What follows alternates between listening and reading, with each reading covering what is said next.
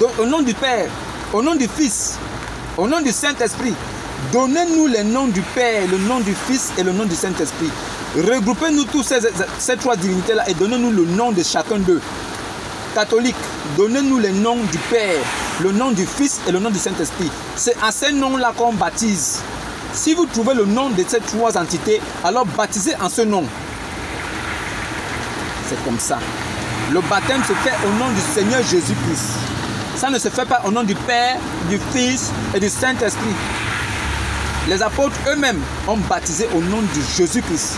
Et ils ont dit, maintenant, tout ce que vous ferez, faites-le au nom de Jésus. Donc, on fait tout au nom de Jésus. Si on fait tout au nom de Jésus, le baptême doit se faire au nom de Jésus. Catholique, vous venez d'où? Je comprends, ce n'est pas l'église des saints. L'église catholique n'est pas l'église catholique des saints. C'est l'église catholique romaine. Église catholique romaine, ça vient de Rome. Avec le Constantin Ier. C'est Constantin Ier avec ces gens qui ont arraché cet évangile-là aux apôtres. Les massacrants, ils ont arraché, ils ont transformé à leur guise pour pouvoir assujettir les peuples africains. Mais la vérité est restée toujours authentique au-dessus. Ce n'est pas les Romains qui ont écrit la Bible. Ils ont seulement récupéré le livre écrit déjà par les apôtres et ceux qui étaient des scribes en ce temps-là. Ils ont regroupé ça. Mais vous remarquez bien, les catholiques ne respectent même pas ce qui est écrit dans les 66 livres. Ce qui est écrit dans les 66 livres là, les catholiques ne respectent pas ça. C'est écrit je te salue Marie. Et ils disent je vous salue Marie. Ils ne respectent pas. Dans les 66 livres, on dit ceux qui, en cette époque de la grâce, utilisent encore les encens, les aromates, sont des idolâtres. Chez les catholiques, vous allez trouver des statuettes partout. Dans les églises, comme ils appellent, les églises des catholiques, vous allez voir les statuettes partout. Il y a même Jésus est encore cloué sur la croix. Chez les catholiques, Jésus est encore sur la croix. Il n'est même pas encore monté au ciel. Il est encore retenu par le bois et les clous. Jésus des catholiques est sur le bois et les clous.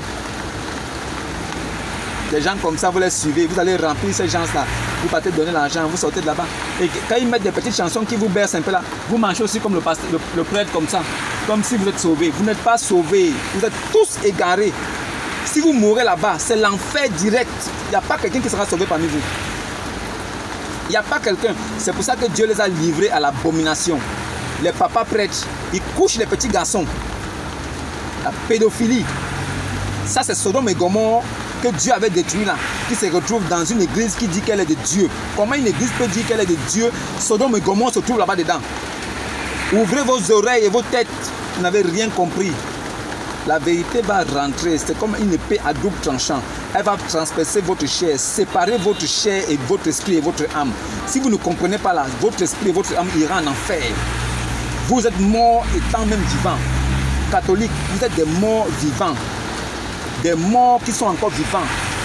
Comment un prêtre peut dire qu'il prie pour quelqu'un qui n'a pas accepté Jésus de son vivant? Quelqu'un n'accepte pas Jésus pendant qu'il est vivant. Pendant qu'il est jeune, il a encore la vigueur. Il n'accepte pas Jésus. Il meurt. Les parents donnent l'argent au prêtre. Le prêtre dit qu'il va prier. Il va aller au purgatoire, aller chercher l'âme. Ça veut dire qu'il va aller en enfer. Il rentre là-bas, il prend l'âme du gars, l'esprit sort. Il va déposer au paradis. Et vous croyez en ça? Il faut être dingue, mon frère. L'enfer, hein? Quand quelqu'un rentre là-bas, il ne sort plus. Allez demander à Abraham, il va vous dire. On rentre en enfer, on ne ressort plus. C'est vivant qu'il faut accepter Jésus. Si tu n'acceptes pas Jésus quand tu es vivant, le jour où tu meurs là, tu as tout perdu. Tu meurs deux fois. Ça veut dire la mort de la chair et la mort de l'âme. C'est fini. Il n'y a pas un prêtre, même un pape qui parlait de te retirer là-bas. Le pape vous trompe, les prêtres vous mentent. Ils mettent les robes, ils marchent comme ça là, comme des demoiselles. Vous ne voyez pas la vérité qui est dedans. On dit si quelqu'un aspire à une charge d'évêque, ça veut dire que si quelqu'un veut servir l'Éternel, servir Dieu, servir Jésus-Christ, si quelqu'un veut servir Jésus, alors qu'il soit marié d'une seule femme. Qu'il soit marié d'une seule femme. Ça veut dire que le prêtre doit prendre une femme. Parce qu'au commencement, Dieu créa l'homme et la femme. Et le premier commandement, c'était que remplissez la terre. Ça veut dire que soyez féconds. Soyez féconds. Donc faites les enfants. Dieu ne peut pas empêcher un homme qui veut le servir de goûter au plaisir de la chair. Il ne peut pas. Il ne peut pas empêcher un homme de goûter au plaisir que lui-même Dieu il a instauré. Il ne peut pas. Un prêtre doit se marier. Ce qu'ils font là, c'est contre l'écriture, c'est des antichrists. Et vous les suivez. Tout ce que j'ai dit là, si quelqu'un pense que c'est faux, qui m'apporte seulement la contradiction. Moi, j'ai un verset qui va dire que c'est faux. Les prêtres doivent se marier. Ils font vœu de chasteté. C'est la femme qui fait vœu de chasteté à son mari. Quand ce dernier l'épouse, il vient la découvrir, elle est encore vierge. Le mariage, c'est pour les vierges. Le mariage, c'est pour les vierges. Si tu n'es plus vierge là, c'est une négociation. On voit comment on peut s'entendre, on est déjà ensemble, on va continuer. Mais le mariage même là, c'est pour les vierges. Selon Dieu, le mariage est pour les vierges. Tu n'es pas vierge, quitte-la. Celui qui pense que c'est faux, il vient avec la contradiction. Voilà. Maintenant, les prêtres, ils vous ont berné, ils vous ont menti. Vous n'avez rien compris. Et vous êtes dans cette dénomination-là, dans ces congrégations. Vous marchez, vous avez l'impression que c'est la vérité. La Sainte Seine, c'est le pain sans levain. Un gros pain, on coupe morceau par morceau. Christ est une personne, un pain. C'est dans son corps qu'on a. C'est-à-dire qu'on coupe dans son corps et on partage. Ce n'est pas les morceaux de biscuits roux blanches, des petits rondelles de biscuits qu'on a fabriqués, lui on apporte. Le prêtre prend comme ça, il te pose sur la langue, il pose sur la langue. Tous les petits morceaux sont d'où? C'est le pain sans levain. Vous n'avez pas compris quoi? Et après ça, ce morceau de pain qui est coupé doit être trempé dans un verre de vin et mis à la bouche. Parce que Jésus a dit que si vous ne mangez pas de ma chair et ne buvez pas de mon sang, vous ne pourriez être sauvés. Donc, c'est quoi cette affaire que vous prenez seulement le petit biscuit qui n'est même pas le morceau d'un pain sans levain, vous mettez à la bouche et le vin, vous ne buvez pas.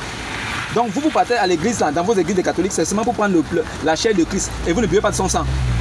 Vous pensez que c'est conforme aux Écritures. Vous êtes déjà en enfer. Repentez-vous et que chacun revienne à Christ. Vous êtes tous perdus.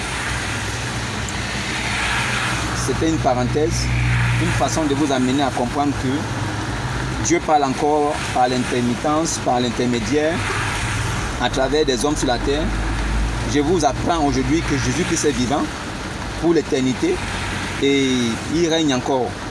Et la vérité est encore connue de ces jours parce qu'il y en a qui la détiennent encore. Parce que l'Esprit de Dieu est l'Esprit de vérité. Jésus-Christ a dit lui-même qu'il est le chemin, la vie, il est la vérité. Celui qui croit en lui, qui l'accepte, a toutes ces choses en lui. Et la vérité ne peut être que partagée. Et elle trouvera forcément des obstacles. Parce que moi, quand je dis la vérité, je sais qu'il n'y a pas beaucoup qui vont accepter ce que je dis. Mais ce que je dis est authentique et c'est la vérité. Voilà, si vous allez fouiller les Écritures, vous allez voir que ce que je dis est vrai. Personne ne peut contester ce que j'ai dit. Et je suis sûr de moi à 100%. Personne ne peut contester. J'ai les versets qui vont avec. Pour vous clouer le bec. Vous qui venez intervenir là parce que vous êtes dans des doctrines depuis des années, on vous a blagué, vous ne comprenez pas. Le christianisme céleste, c'est des maudits. Un christianisme céleste, c'est un perdu. C'est un vendu. Il est venu sur la terre, c'est un mort vivant. Un christianisme céleste ne devait même pas naître. Tous les christianismes célestes ne devaient pas naître. C'est des maudits, des maudialis. Je ne sais même pas ce qu'ils font sur la terre. Le christianisme est terrestre, ce n'est pas céleste. Vous pensez que c'était céleste là-bas? Jésus là, Christ, puis Esprit éternel là, il devait quitter les cieux et des cieux là pour venir sur la terre, rentrer dans le monde et prendre un corps de chair pour venir sur la terre. Mais il devait attendre les hommes là-bas. Il devait nous attendre après la mort. Comme ça, quand on va là-bas dans le royaume céleste, il commence à nous évangéliser là-bas. Il nous annonce la bonne nouvelle. Les christianistes célestes, c'est des perdus. Celui qui est christianiste céleste, il est même déjà mort. Il ne mange pas bien d'époque. Il mange sans chaussures. Comme les demoiselles. Il ne mange pas bien d'époque. Jésus-Christ a dit, par l'intermise de Paul et de Pierre, Jésus-Christ a dit, mangez de tout ce qui se trouve au marché. Car la terre et tout ce qui renferme appartient à Jésus-Christ. Et c'est lui qui a tout créé. Si tu ne veux pas manger bien de porc là, c'est parce que toi-même tu ne veux pas. C'est pas parce que c'est mauvais. Si tu ne veux pas boire du vin là, ce n'est pas interdit par Dieu, mais c'est parce que tu ne veux pas aussi. Il n'y a pas de problème. Mais ne dis pas que c'est interdit par Dieu. Non, c'est pas interdit par Dieu. Voilà. Je voulais un peu attirer votre attention, vous qui êtes égarés là, qui ne comprenez rien de la vie des Écritures. Vous pensez que la vie là, c'est ce que vous faites dans vos congrégations là. Les catholiques sont des ouvriers de l'enfer. Ça veut dire que les prêtres catholiques c'est des maudits. Ils entraînent les gens avec eux en enfer. ils les entraînent en enfer. Il n'y a pas un catholique qui est sauvé sur la terre en ce moment. Il n'y a pas. Il n'y a pas un christianisme céleste qui est sauvé sur la terre en ce moment. Il n'y a pas aussi un musulman qui est sauvé sur la terre. Voilà un Dieu